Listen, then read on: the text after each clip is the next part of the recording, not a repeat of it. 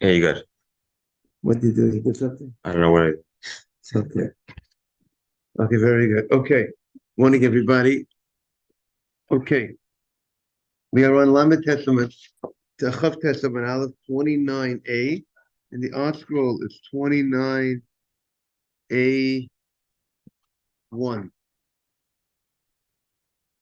Okay, Tana Rabbanan. On the right side, second paragraph, Tana Rabbanan. Hayuchel b'sukkah. You were eating in a sukkah, v'yoduk sham. You have it, Ralph? Morris, 29a1 on the right side. Got it? Oh, you're looking at the Hebrew. Very good. Yeah. Very good. Hayuchel b'sukkah, v'yoduk sham.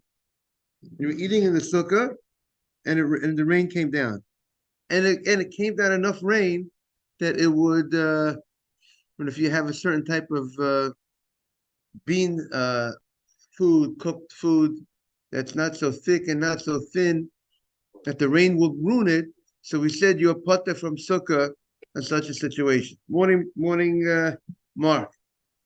So it was raining, and what happened was it came down, and you left the sukkah, and then what happened was then it stopped raining. So now it stopped raining. You came back into your house. So Rashi seems to indicate you came back in your house to finish your meal in the house, and when you sat down, the rain stopped. So Rashi says if you sat down, but if you didn't sit down yet, if you didn't sit down for the meal yet, you just came into your house, and then the rain stopped. It would seem like that will not be, the fact that you left the sukkah in the middle and then you came into your house and then it stopped raining, but you didn't sit down yet, you have to go back to the sukkah. So Rashi says you sat down. So the question in the halacha is, you sat down, did you start the meal in your house? Meaning you stopped the meal in the middle of the sukkah. Did you start the meal in the house? And then after you started the meal in the house, then the rain stopped? Then we don't obligate you to go back to the sukkah? Or is it that you just sat down in your house? You didn't start the meal yet, but just you sitting down is enough to say you don't have to go back, to the sukkah. But just walking into your house and coming into your house before you start would not be enough. We had this story this past year, by the way. This year, one of the day meals of Sukkot, it was Shmini Atzeret, the 8th day of Sukkot, the daytime. It was raining about 12 o'clock. It was raining, and we went to the sukkah. It was raining too much. We came up to the house. And we came into the house, and then it stopped raining, and we didn't start sitting and eat. We didn't start the meal yet. When you come from the sukkah, you prepare everything for the sukkah. Now you're coming to the house. It takes a couple of minutes until you actually get ready to sit down and start the meal. So we did not start the meal yet, and I went back down to the sukkah because the rain stopped. And since the rain stopped, and I didn't start the meal yet in the house, so I went back to the sukkah to see maybe we could start the meal in the sukkah. Then it started coming down again, and then I went back up to the house. And once we started the meal, then even if it would have stopped, we would not have to go down back to the sukkah. Got it, Ralph? So I think it's an interesting. So the Chafetz Chaim brings down. He brings down the following question. He says the Levush says if you were eating in the sukkah and you went to your house and you began to eat in your house, and that's how some Rishonim say. But if you didn't begin to eat in your house, that's not considered that really enough of a disturbance for you to go ahead and now stop and go back to the sukkah. But Rashi says you sat down. So from Rashi's language that you sat down would seem to indicate just mere sitting down in your house you left the sukkah would be enough to require that you'd be exempt from going back to the sukkah. And the Chafetz Chaim says in the Bir Halacha that If it stopped raining before you sat down, it would seem that even Rashi would hold you have to go back to the sukkah, and that's what the Eliyahu Rabbah says. So that's just an interesting phenomenon that we should be aware of. Good morning, Michael. We are on 29 Chavtet Amanal 29A1. That's something you need to be aware of. And the reason for this, the reason why, if you were sitting in, now by the way, the halacha applies whether you were sitting in the sukkah and you stopped your meal in the middle because the rain came down and you went into your house and you started sitting down, started eating, that you don't have to go back to the sukkah. Similarly, if you never went to the sukkah because it was raining in the beginning and it was coming down and then you started your meal and then the rain stopped, you do not have to go back to the sukkah. Now, the reason why we don't, Do we hold like that today? that if what if it we yes, definitely the Shulchan Aruch says black and white. Maybe we'll take out the Yalkut Yosef.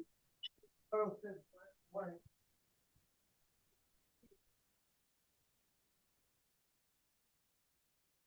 The Shulchan Aruch says if it was raining and you started and you were sitting in the sukkah and you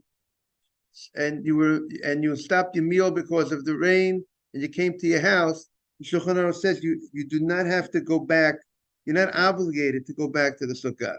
Now, if you want to go back to the sukkah in such a situation, I think it's a beautiful thing.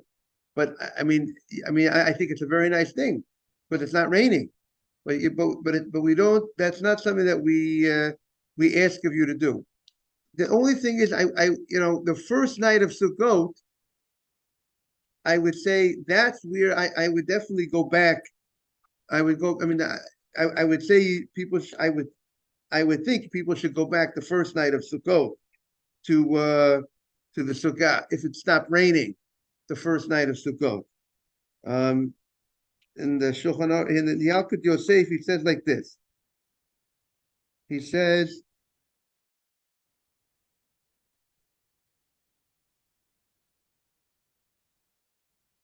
he says about the first night of Sukkot, he says that if it rains the first night of Sukkot, he brings there's two. We said the first night of Sukkot there are different opinions. If we're more strict the first night of Sukkot than other nights of Sukkot, do we say that even if it's raining, do you have to eat something in the sukkah kazayit or not? He brings there are two different opinions on that. That if it's raining the first night of Sukkot and you still have to go to the sukkah, have a kazayit in the sukkah, and he says his opinion is that that there's no difference in the first night and other nights.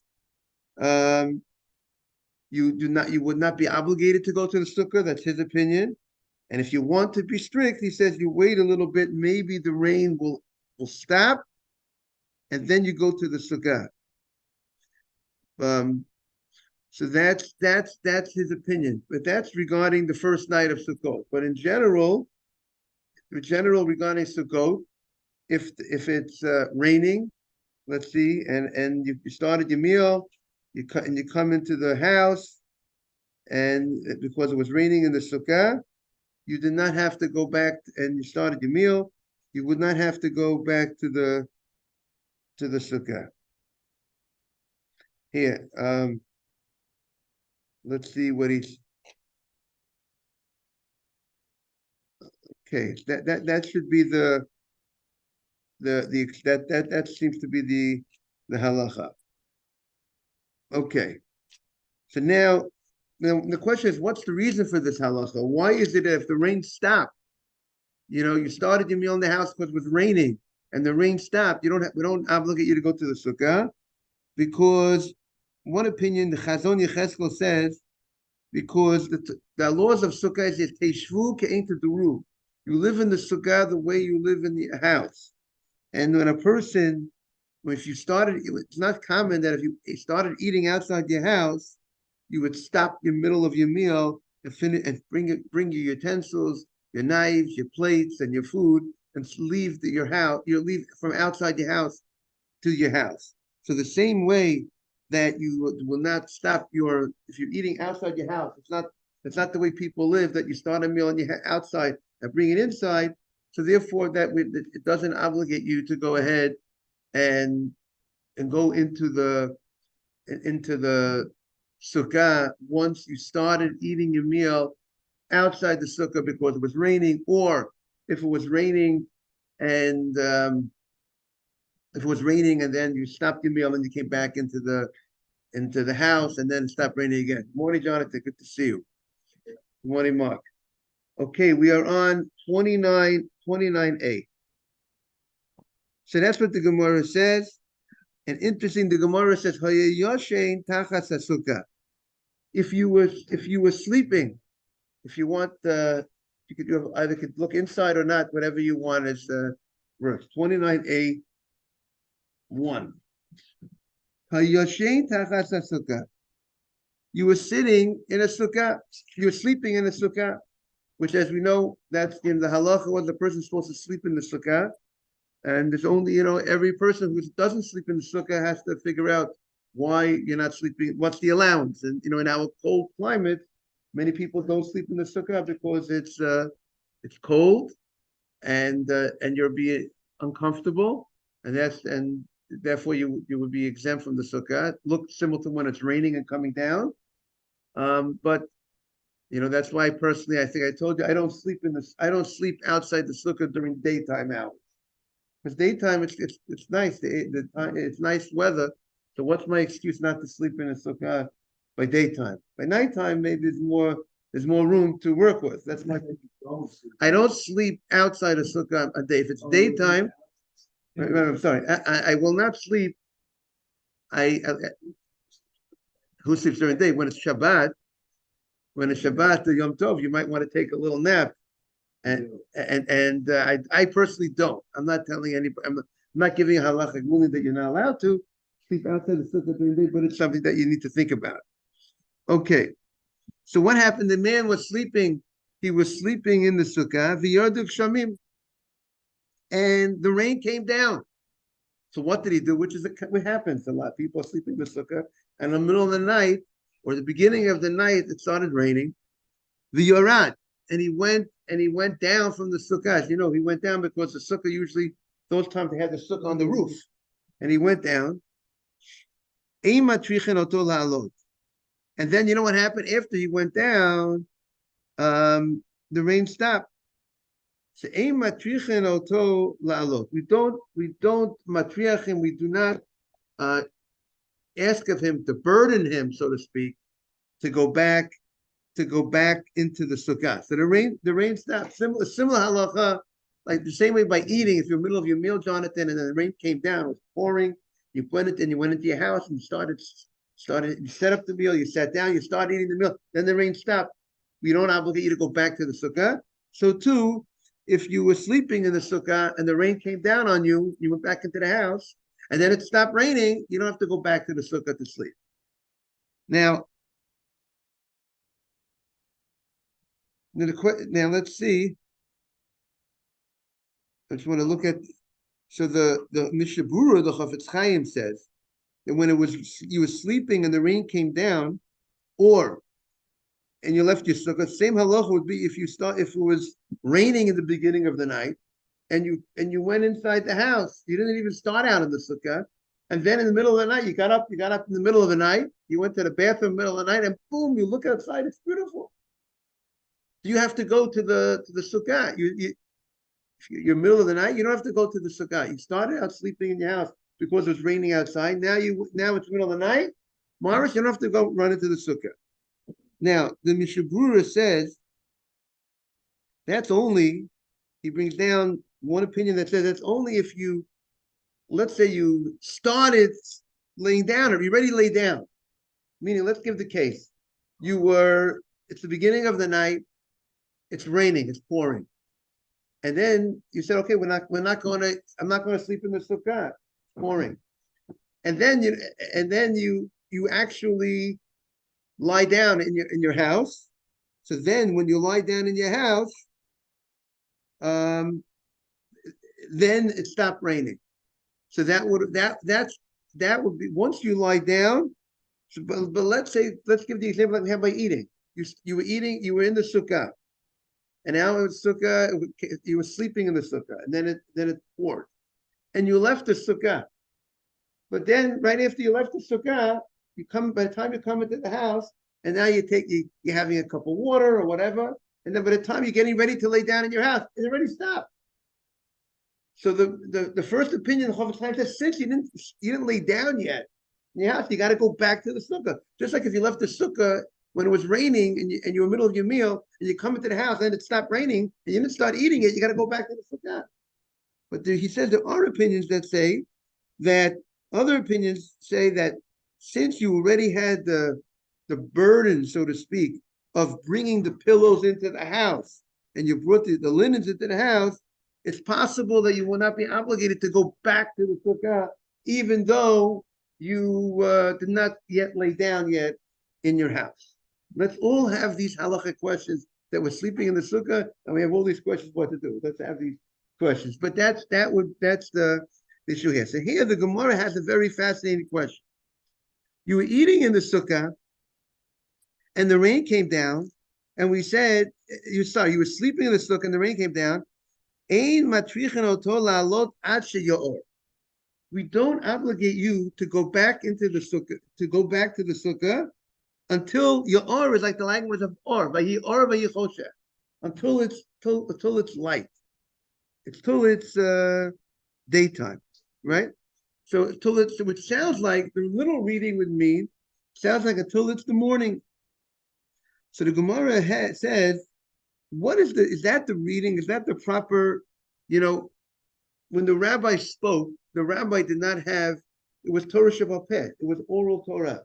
So when the rabbi said, Adshe Yaor, there's two ways Yaor could mean, it's written with an aleph, which means until it's day, meaning he only has to go back to the sukkah. He went to sleep, he was sleeping, he was in the sukkah, and it rained, and he comes back into the house, and then he's not obligated to go back to the sukkah until the morning. If we read it that way, that means even if he got up in the middle of the night, he wouldn't have to go back into the sukkah. But if you read it, with an ayin, means until he wakes up. Until he wakes up would mean if he woke up in the middle of the night, meaning if he wakes up in the middle of the night, he would have to go back to the sukkah. If he's sleeping, you will not wake him up. If, let's say, your son sleeps in the sukkah, and now you see that the rain stopped, you don't have to wake him up to send him back to the sukkah. But if he wakes up, then he has to go. Is that the reading? What is the reading? That's what the Gemara wants to know. Does it mean that he's not obligated to go back to the sukkah until the morning? So even if he woke up at 3 o'clock in the morning and it's still not daytime, he doesn't have to go back to the sukkah because it's not morning yet? Or is it only you don't have to wait? You wait until he wakes up. But once he wakes up, even if he wakes up in the middle of the night, he would have to go ahead and go back to the sukkah. So that's the two ibaylu. In the yeshiva, they had the following question. Now we'll turn the page on, now at 29A2. Say it again. If your wife wakes up and she goes goes back, but she was in the sukkah with the husband to begin with. Okay, very good. But yes, the wife was not obligated to be in the sukkah. And the Ramah says that's what you mentioned the wife, Jonathan. Some say what's an leniency that some people don't sleep in the sukkah is because the same way the whole year round your wife is in your room, and since your wife is exempt from the sukkah, so therefore you live in the sukkah the same way you live the whole year round. So some want to say maybe that's why you would be exempt from the man, sleeping in the sukkah. But if it's for some reason you're not in the same place with your wife that night, then that would obligate you to be in the sukkah. But that's one of the things that people might use as an explanation, trying to understand why many people don't, but that will only apply to a married man, that reason. Okay, so the Gemara says, Tashma, Ad, so Yiboilu, Ad Ye'or with an ayin until he wakes up, and therefore it would mean if he got up in the middle of the night, he has to go back to the sukkah, right, Michael? That's that opinion.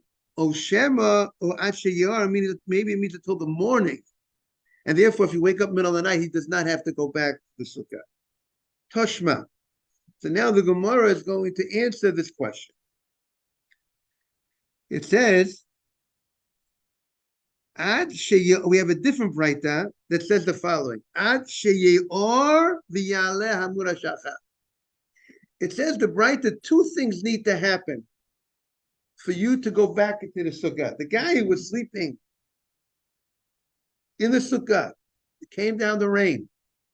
He moved from the sukkah to the house, and now the rain stopped. At which point does he have to go back to the sukkah? Until yeor v'yaleh hamura shacha.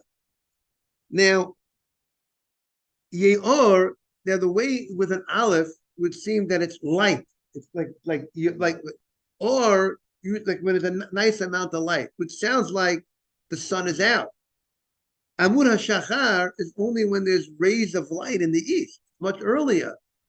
Amud HaShachar is like around 72 minutes or so, whatever, before sunrise. So, which is like called daybreak. Like, on a Torah level, the Torah level, what's called the daytime. When is the night over? Amud HaShachar. When the sun, even though the sun did not come out, right? Amud HaShachar is before sunrise. It's the sun doesn't come out till maybe 72 minutes later. But here it says you have to wait until it's light, and Amud HaShachar. So the Gemara says, Tarti, there's a two contradictory statements. It's one is like sunrise, and one is like dawn, like with the beginning of the day. So therefore, you have to say that it means until you wake up and it became morning. But if it became dawn, but meaning to say that if you woke up in the middle of the night, but it still is not dawn yet, the next day didn't come, you do not have to go back to the sukkah. So the guy wakes up at 2 o'clock in the morning, 3 o'clock in the morning. It's still 100% nighttime. The rain had stopped. He does not have to go back to the sukkah. Only if he still happens to be up, he woke up and now it's already dawn. Now he wants to go back to sleep, and it's already dawn. Then he has to go. Now it's already a new day. He has to go. He has to go back, and then he has to go to the sukkah. Now, let's continue in the Gemara. The Gemara, the Mishnah stated that if somebody is sitting in a sukkah and it comes down and rains, or if you're not even sitting in the sukkah, you're coming home from the synagogue and you can't go to the sukkah because it's raining, it's a bad sign. It's a bad sign. And the Gemara says it's a sign like a servant that's coming to pour water for his master, and somebody poured water on his face. So the question was, who poured the water on who? The Gemara is we'll see what the Gemara concludes. They had a question, who's pouring the water? And it says somebody threw the water on his face. So there's two possibilities. Either is that the master, you're coming to serve the master, you have your pitcher, and the master goes ahead and just throws your pitcher at you. I don't want you to serve me. Got a little wet on the deal. Right? The master I don't want you to serve me, which Hashem is saying, I'm not happy with you. Or is it that it means that the servant was negligent in his service? That this year it rained the first night of Sukkot, and I'm happy to report that we waited, and then we were able to make it into the Sukkot. We waited about an hour or so, and we went into Sukkot, and it was beautiful. It was Staten Island. Can't tell you what's happening on the boroughs. That was in Staten Island, New York. Brooklyn was tough, right? But the question is, if people would have waited, I wonder if there was a time period that you could have, maybe on the later side, right? There is a discussion in halacha, but if you're going to wait so long and you're going to cause distress, the happiness of Yom Tov, everybody's you're waiting, and there's children and there's adults that are getting grouchy. So that would be an issue. That maybe why not to wait so long, because of there's also the midst of Simchat Yom Tov. So that's something, and that's also in the Yalkut Yosef, he talks about that point where he says about the first night. He says the following. He says,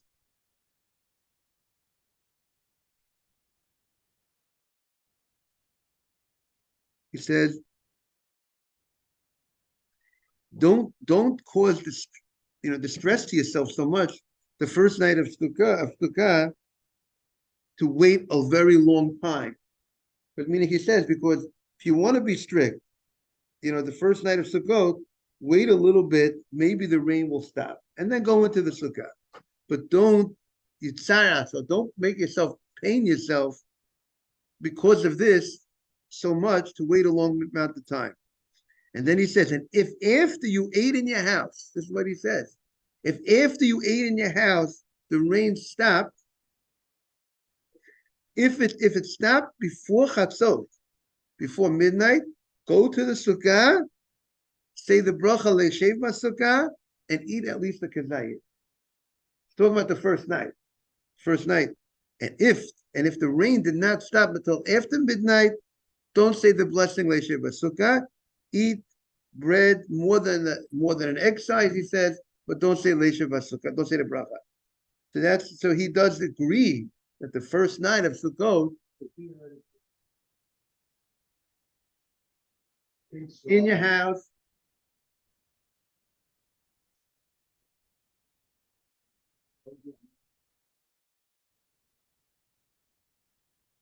that's what he seems to be saying. First night of Sukkot, and outside of Israel will be similarly the second night of Sukkot. I would say the same thing. That would be the way to go. Remember, there's a special. What's unique about the first night of Sukkot? What's unique about the first night of Sukkot? There's a special mitzvah to make sure you go to a sukkah that you eat bread in the sukkah that first night, because in Chalamoid Sukkot, if you don't want to have bread, let's say during the intermediate days, you don't need to have bread. You want to have a salad, you don't need to find yourself in the sukkah. But there's a special mitzvah the first night of Sukkot, just like the first night of Pesach, you have to eat matzah. You have to eat in a sukkah the first night. The only reason why you might not have to eat the first night is because the rain stopped you.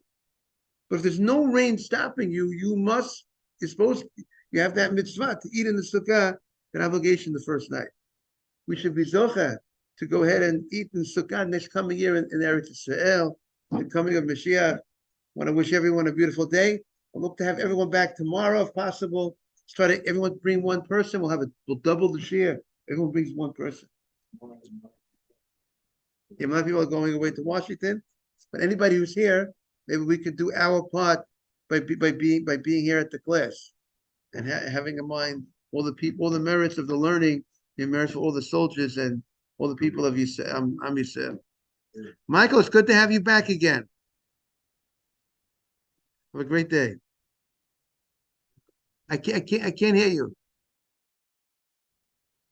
Rosh Chodesh Tov, Rebbe. Oh, that's right. Tonight is Rosh Chodesh, everybody. Tomorrow should be a great month. Amen. You too. Thank All you the very best. much. You too. Bye-bye.